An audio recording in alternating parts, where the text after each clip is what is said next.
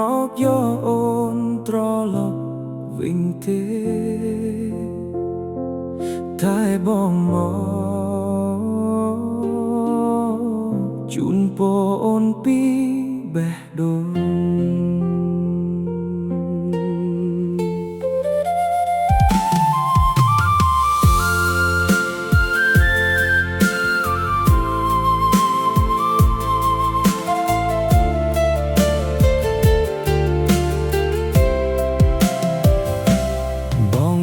ចាំថ្ងៃដែលយើងជួបគ្នាស្នាមញញឹមអូននៅក្នុងចិត្តបងមិនដែលបាត់ឡើយទោះថ្ងៃនេះយើងមិនដើរផ្លូវតែមួយបងក៏អរគុណដែលអូនធ្លាប់ឲ្យបងស្គាល់ទៀតថាស្នេហ៍បងមិនស្ដាយដែលធ្លាប់ស្រឡាញ់តែយើងមិនអាចនៅជាមួយគ្នាជូនពរអូនឲ្យមានសុភមង្គលឲ្យស្នាមញញឹម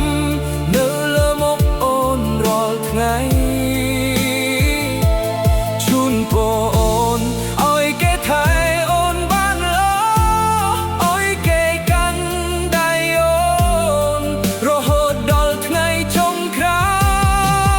យបើសិនថ្ងៃណាអូននឹកដល់បង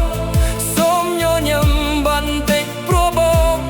ក៏កំពុងជូនពរដែរបងនឹងដាក់ទៅមុខទូនៅនឹកអូនបងនឹងរក្សាអនុស្សាវរីយ៍ល្អនៅក្នុងបេះដូងគ្មានកំហឹងគ្មានការស្អប់មានតែការអរគុណដែលអូនធ្លាប់ក្លាយជាផ្នែកមួយនៃជីវិតបង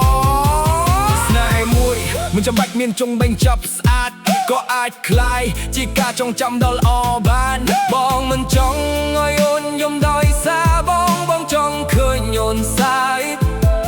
ជាមួយមនុស្សបែបអូនស្រឡាញ់បើជីវិតឲ្យយើងជួបគ្នាម្ដងទៀតបងសង្ឃឹមថាយើងនឹងសួរសុខទុក្ខគ្នាដោយស្នាមញញឹម